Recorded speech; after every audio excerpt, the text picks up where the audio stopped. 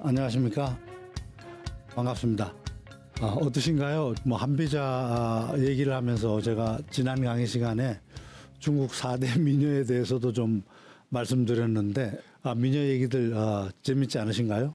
미녀는 항상 얘기하면 스스로 재밌어지는 것 같아요. 그 미녀의 미녀로서 끝나는 게 아니고 미녀를 더 미녀답게 만드는 새가 필요하다라고 얘기한 것이 신도 얘기였죠. 자, 신도는 또 이런 얘기를 합니다. 오르는 뱀은 안개 속에 논일고, 자, 오르는 뱀, 안개 속에서 뱀이 올라가는 이 전설 속에서 가끔 나오는 얘기들이죠. 안개 속에 논일고, 나는 용은 비룡이라 그러죠. 비룡. 비룡은 구름을 타는데 구름이 없으면 날아가기가 어렵다는 얘기죠. 구름을 타는데 만약 구름과 안개가 개이면 이들은 지렁이와 다를 바 없다. 지렁이다, 지렁이. 뱀하고 용은 안개하고 구름이 없으면 이 양반은 지렁이와 다름이 없다. 이것은 의탁할 때를 잃었기 때문이다. 의지할 때를 잃었기 때문이다. 그러므로 여기 중요한 건 현인이면서, 자, 현인이에요. 똑똑한 사람이에요. 능력 있는 사람이에요. 현인이면서 어리석은 사람한테 굴복하는 것은 그 어리석은 자의 현인이 그 권력이 약하기 때문이고, 그죠? 또 어리석은 자이지만 현인을 복종시키는 것은 그 어리석은 자의 지위가 높기 때문이다. 우리가 가끔 뭐가 무서워서 피하나 더러워서 피하지 이런 얘기들을 가끔 하는데요.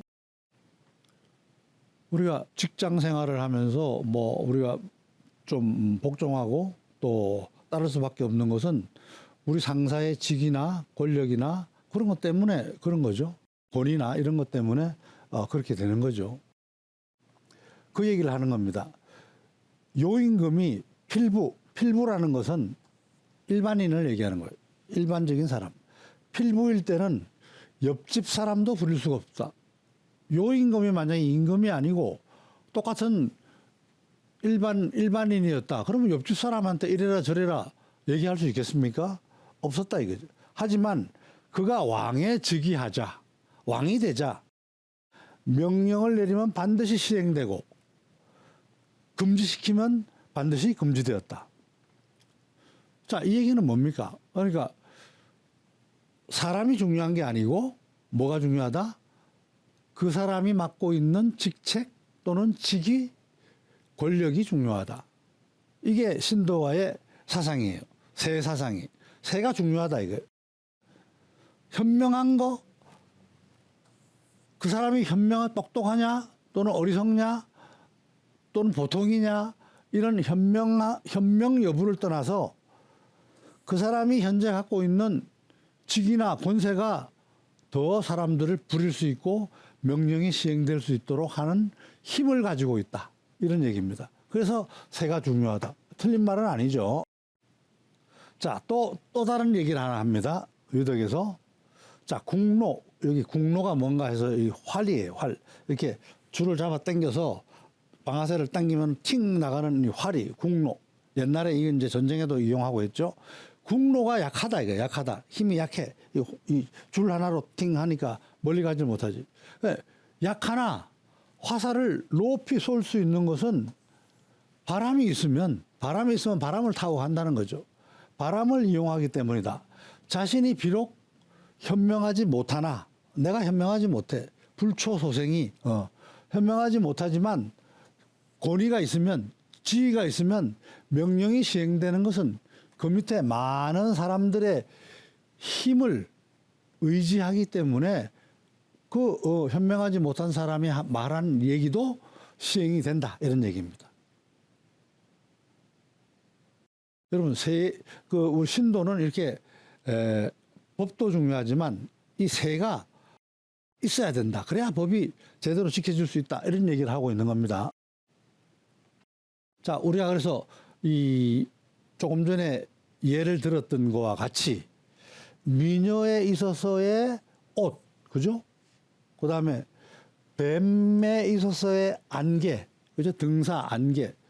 용에 있어서의 어떤 구름, 그다음에 이 국로 활에 있어서의 어떤 바람, 이런 거와 같이 뭔가 이렇게 의탁할 수 있는, 뭔가를 이렇게 뒤에서 떠받쳐주는 그런 뭔가 영향력, 이런 것들이 있어야 된다. 따라서 군주는 그러한 새 확보가 굉장히 중요하다, 이렇게 얘기를 하는 겁니다. 어찌 보면 사람이 똑똑하냐 덜 똑똑하냐 이거보다는 그러한 권세를 가질 수 있느냐 없느냐에 따라서 나라가 잘 경영될 수 있느냐 없느냐가 결정된다, 이렇게 본 겁니다. 아무리 대통령이라도 한마디 얘기했는데 그 말이 안 먹히면 어떻게 됩니까? 그거는 새가 약한 거죠. 새가 약한 거죠. 지금 여당에서, 우리나라에서도 마찬가지지만 지금 선거가 얼마 남지 않았습니다. 그죠? 선거가 얼마 남지 않았는데 정부에서 하는 일들이 제대로 시행되고 계획한 대로 지금 현재 정부에서 추진될 수 있으려 그러면 어떻게 됩니까? 무엇보다도 전략도 있어야 되겠지만 그러한 계획을 밀어내는, 푸시해주는 힘이 있어야죠. 새가 있어야 돼. 그 새가 어디서 나옵니까? 국회에서 나오죠. 국회 여당 의석이 만약에 야당 의석보다 많아진다 그러면 어떻게 됩니까? 정부에서 추진하는 일이 힘을 가지고 추진될 수 있겠죠. 바로 신도가 얘기하는 건 그와 같은 어떤 힘, 지도자의 능력보다는 지도자가 추진해 나갈 수 있는 힘이 중요하다고 강조하고 있는데, 이 당시는 1인 군주제였죠. 지금은 군주제가 아니니까 상권 분립에 의해서 이게 서로 견제하도록 돼 있으니까 조금 상황이 다릅니다만, 그럼에도 여전히 행정 추진하는 부분하고 그것을 뒷받침해주는 여론하고 이런 부분들이 서로 연합되면, 그죠? 연합되면 힘을 더 받겠죠. 그래서 여당에서는 굉장히 중요한 것이고 또 야당은 그것을 막아내기 위해서 노력하는 거죠. 자, 여기서 중요한 신도의 얘기가 있어요. 무슨 얘기냐? 옛날에 천자를 세우고 그를 존귀하게 여기는 것은 그 천자 한 사람의 이익을 위함이 아니다. 그 사람 좋게 해주려고 천자 만드는 게 아니다. 이게 굉장히 개혁적인 발상이에요. 고자 옛날 사람들은 천자를 세운다. 천자를 지기를 만들어서 세우는 것은 세우고 귀지자, 그를 존귀한 사람, 모든 사람이 그 앞에 조아리도록 만든 것은 아니다. 이게 아니다. 이라는 것은 이유, 무슨 이유가 아니다. 리 1인, 그 1인을 이롭게 하기 위함이 아니다. 천자를 세운 것은 천자 개인을 위함이 아니다라고요. 굉장히 중요한 발언을 한 겁니다. 천하에 존귀한 사람의 군주가 없으면, 만약에 그러한 뭔가 집행할 수 있는 최고 통수권자가 없으면 통치를 이룰 수 있는 통로가 없어질 것이고, 이 통치를 이루는 길은 바로 천하를 위한 것이다. 이 천자를 세우는 것이 통치를 위한 것이지, 나라 통치를 위한 것이지 자기 개인을 위한 것이 아니다라는 겁니다. 굉장히 중요한 사상이에요. 따라서 천자를 세우는 것은 천하를 통치하기 위함이지 천자를 위해 천하를 세우는 것이 아니다. 그 사람 개인을 위해서 천하를 세우는 것이 아니다. 이건 멋진 발언이죠. 그래서 마찬가지로 군주를 세우면 나라를 통치하기 위한 것이지 군주 개인을 위해 나라를 세우는 게 아니다. 입국군, 군주, 나라의 군, 임금, 나라의 임금을 세우는 것은 나라를 위한 것이지, 위국, 나라를 위한 것이지 아니다. 입국, 이위, 군, 입국, 나라가 위군, 군주를 위한 것이 아니기 때문이다. 그래서 우리가 지도자를 세우는 것은 지도자 개인을 위해 세우는 것이 아니고 지도자가 속해 있는 관할하는 그 조직을 제대로 통치할 수 있고 다스리고 운영할 수 있게끔 하기 위해서 지도자를 세우는 것이다. 그걸 지도자들은 가끔 망각한다. 내 개인을 위한 것이라고 착각한다 이런 얘기. 그리고 관료를 세우는 것은, 그리고 관료라는 것은 뭐예요? 부장, 과장, 장관, 뭐 국장 등등 그 조직의 장들을 세우는 것은 그 관직을 위함이지. 관직, 그 자기의 일하는 그 직을 위하는 것이지 그 관료를 위해서 그 관직을 세우는 것이 아니다. 굉장히 중요한 발언이에요. 자, 이것이 현대 사회로 넘어오면 사회계약설 또는 관료제도하고 연결이 되는 겁니다. 자, 이와 같이 이 신도의 세론을 정리를 해보면 군주의 권세는 군주 개인의 이익을 위한 게 아니다. 바로 그 국가의 효율적 경영을 위해서 군주를 만드는 거다. 그리고 군주는 하늘에서 뚝 떨어지는 게 아니고 이게 중요해요. 백성들의 필요에 의해서 백성들이 권한을 위임한 거다 이런 얘기예요. 야, 지금 이거 4,500년 전에 3,400년 전에 이런 얘기를 할 수 있다는 게 참 대단한 거예요. 그리고 군주의 힘은, 군주의 역량, 능력은 군주 개인의 현명함보다는 군주라는 직위의 막강한 권세에 따라서 나온다. 자, 요것이 현대에 우리가 살아가는 사람들의 느낌에 있어 가지고 약간 좀 차이가 있을 수 있어요. 근데 이 당시는 개인이 아무리 똑똑해 봤자 제대로 된 그런 똑똑함을 뭔가 보여줄 수 있는 그런 권위와 직위를 없으면 아무 소용이 없다는 얘기죠. 그래서 그러한 권세가 더 중요하다 이런 얘기예요. 직위와 직책을 강조하다 보니까 이거는 뭐하고 배치가 됩니까? 육아에서는 그 사람, 그 사람의 덕, 그 사람의 인 이런 것들을 본 거죠.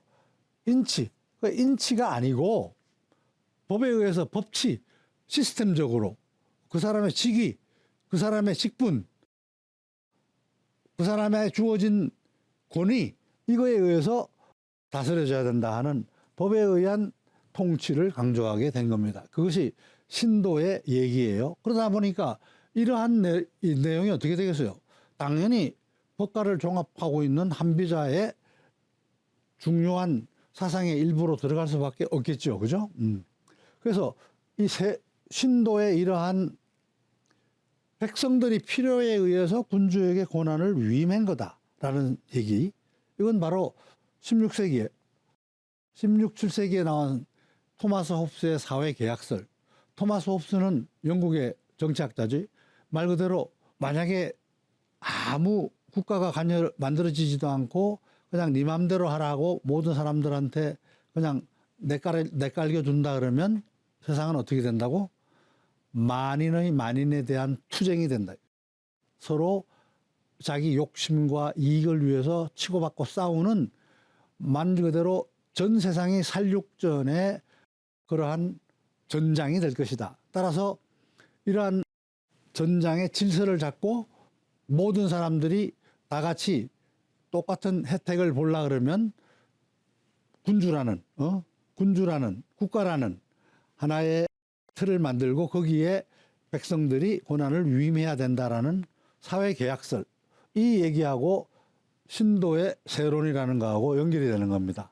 또 19세기에 나온 막스 베버, 20세기 막스 베버가 얘기한 세상에서 가장 바람직한 조직은 관료 조직이다.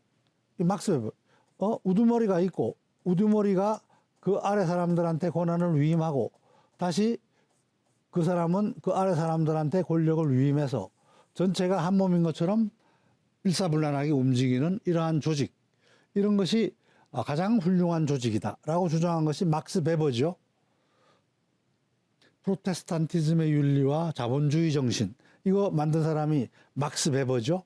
그 이러한 내용하고도 신도의 세로는 연결이 된다고 할 수가 있겠습니다.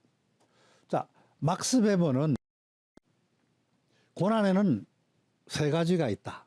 하나는 카리스마적 고난.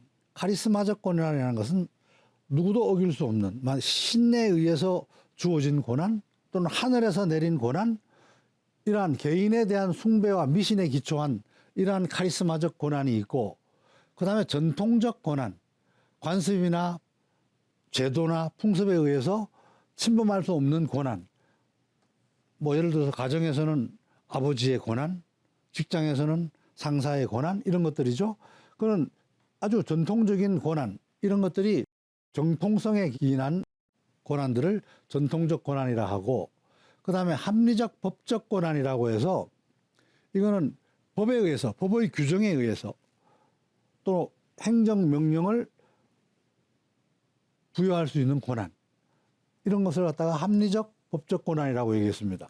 이 중에서 막스 베버는 카리스마적 고난은 좀 감정적이고 비이성적인 종교적 색채가 있기 때문에 비이성적인 고난으로서 영속적인 조직에는 맞지 않는 고난이다. 전통적 고난 역시 이미 이루어진 고난에 대해서는 거기에 안주하려는 능력, 성향이 있기 때문에 효율 측면에서 좀 부족한 고난이다. 합리적 법적 고난은 이성과 법령에 의해 가지고, 이성과 법령에 의해서 합법적으로 주어진 고난, 그리고 상황이 바뀌면 거기에 따라서 바뀌어 나가는 고난, 그것만이 영속적인 조직의 바람직한 고난이다. 이렇게 얘기해서 막스 베버는 모든 조직에서는 합리적 법적 고난을 장려해야 된다라고 얘기를 한 바가 있습니다. 이러한 것들이 아까 얘기한 신도가 얘기하는 백성들의 고난 위임이라는 얘기하고, 세라는 얘기를 하면서 중세 사상을 얘기하면서 그런 논리를 핀거하고 일맥상통한다, 이런 얘기가 되겠습니다. 자, 이상으로 신도의 세론이 무엇인가에 대해서 살펴봤습니다. 그러면 지금부터는 이제 한비자는 이러한 신도의 새 사상을 어떻게 받아들였는지 한번 살펴보도록 하겠습니다. 먼저 한비자는 이 신도가 말한 새 사상을 어떤 논자라는 제3자를 등장시켜서 반박을 합니다. 먼저 반박을 하고 그 반박에 대해서 재반박을 함으로 해가지고 신도의 새 사상을 긍정적으로 받아들이는 그런 논리를 펴요. 그럼 먼저 신도의 새 사상이 어떤 측면에서 잘못 생각하고 있다라고 반박하는 논리를 한번 자기 스스로 핀 건데 한번 살펴보도록 하겠습니다. 자, 난세편이라는 책에 나오는 얘기예요. 신도의 세론을 반박합니다. 어떻게 반박하느냐? 자, 어떤 사람이 어떤 논자죠. 제3의 논자가 신도에게 반박하여 말하기를, 자, 나도 용하고 뱀이 구름과 안개라는 새에 의탁하지 않는다고는 생각하지 않는다. 그런데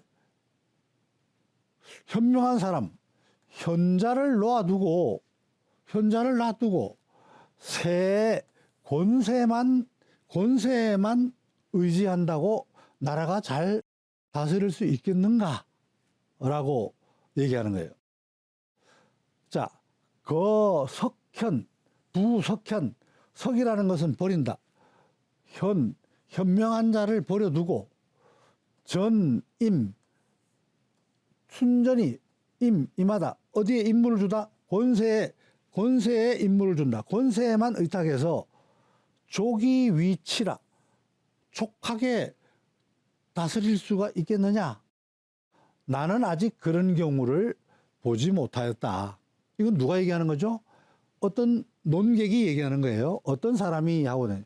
근데 이 논객은 자기 스스로 얘기하는 거죠. 제3자를 끌어들여서 보지 못했다. 대저 구름이나 안개라는 새가 있어서 능히 그것을 타고 놀 수 있다는 것은 용과 뱀의 재능이 훌륭하기 때문이다. 자, 용과 뱀이 안개하고 구름을 타고 탈 수 있다라고 하는 것은 물론 구름하고 안개라는 게 있어서 그게 의탁한다고 할 수는 있지만 용이나 등사, 나르는 뱀 자체가 능력이 없다 그러면 그러한 구름이나 안개를 활용할 수가 없다 이런 얘기입니다. 다시 얘기하면 재미야라. 그 재능이 훌륭하기 때문이다. 이렇게 반박을 합니다.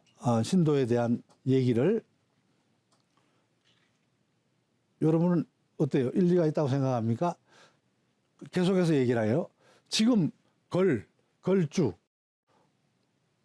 하나라의 마지막 임금이죠. 탕왕이 걸이라는 것은 하나라의 마지막 임금이죠. 탕왕이 정벌을 했고 은나라의 마지막 임금이죠. 무왕이 정벌을 했죠. 이 못된 임금들, 걸주가 남면한다라는 것은 남쪽을 본다라 그랬죠.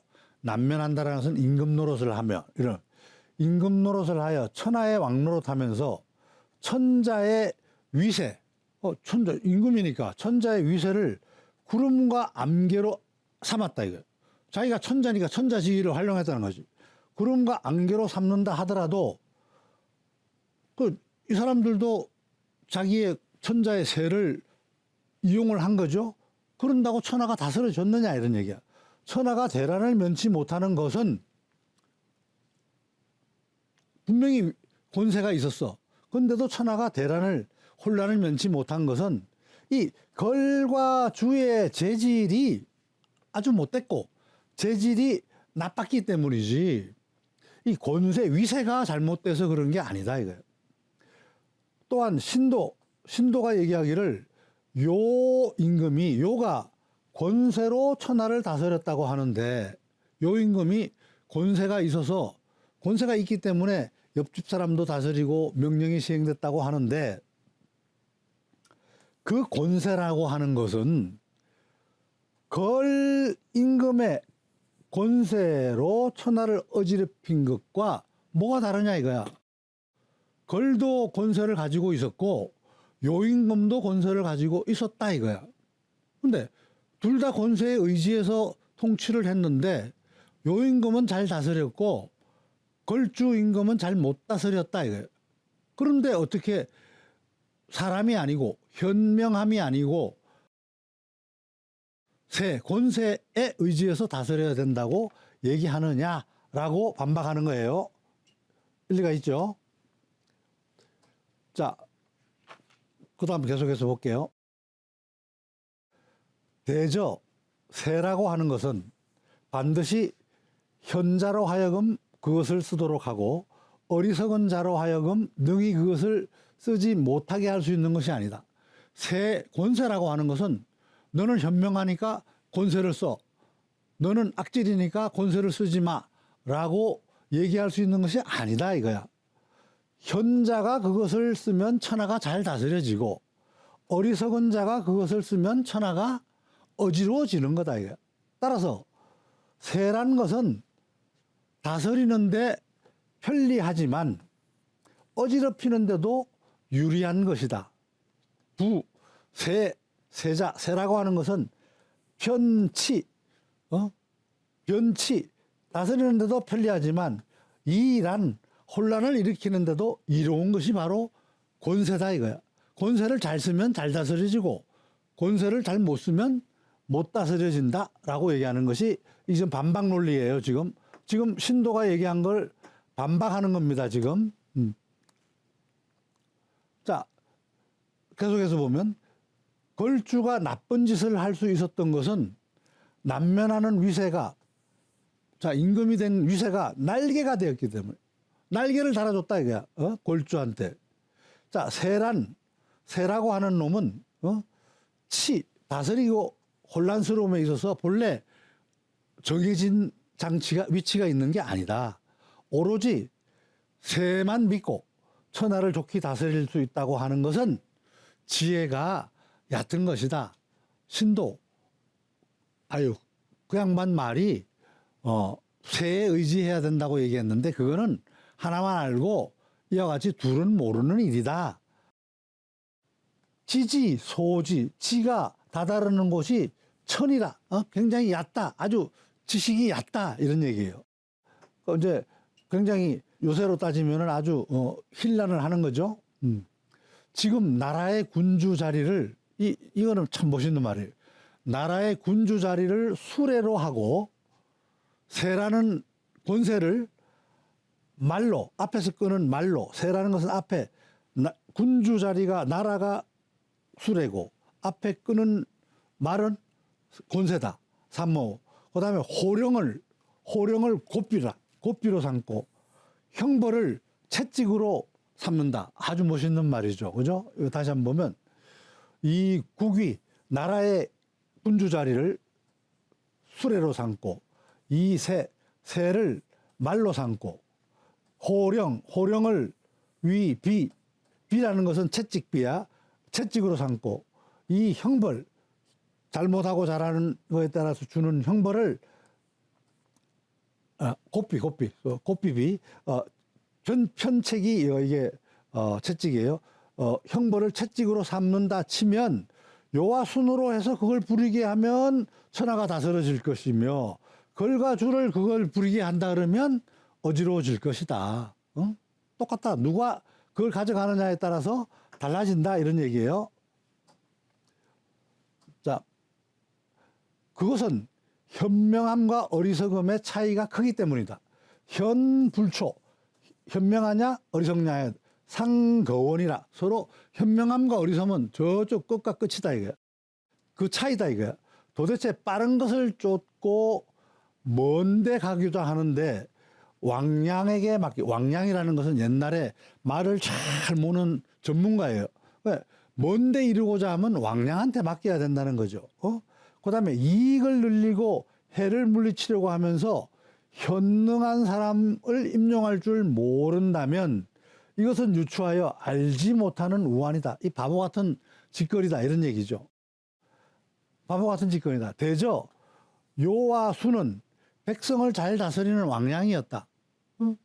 자, 권세를 줬지만 우리가 말을 왕량한테 맡기면 잘 몰고 가서 갈 수 있듯이 권세를 요와 순한테 줬기 때문에 잘 몰고 백성들을 편안하게 했다. 이런 얘기입니다.